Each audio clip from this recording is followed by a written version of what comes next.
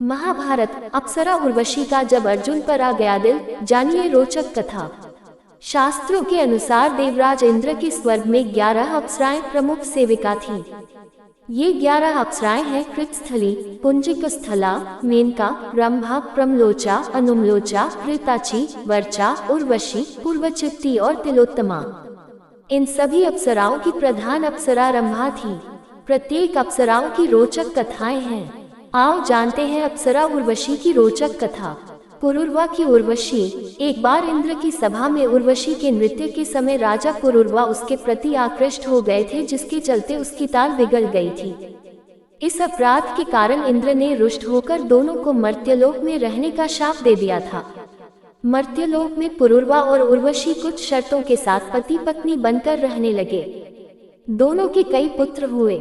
इनके पुत्रों में से एक आयु के पुत्र नहुष हुए। नहुष के ययाति, सयाति, अयाति, अयति और ध्रुव प्रमुख पुत्र थे।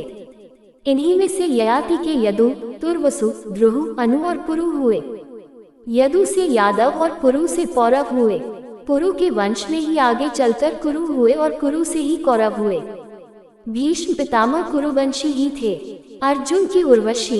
यही उर्वशी एक बार इंद्र की सभा में अर्जुन को देखकर आकर्षित हो गई थी और इसने इंद्र से प्रणय निवेदन किया था, लेकिन अर्जुन ने कहा, हे देवी, हमारे पूर्वज ने आपसे विवाह करके हमारे वंश का गौरव बढ़ाया था, अतः पुरु वंश की जननी होने के नाते आप हमारी माता के तुल्य हैं। अर्जुन की ऐसी बातें सुनकर उर्वशी ने कहा, तुमने नपुंसकों जैसे वचन कहे हैं, अतः मैं तुम्हें शाप देती हूँ कि तुम 1 वर्ष तक पुंसकविहीन रहोगे। ये शाप अर्जुन के लिए वरदान जैसा हो गया।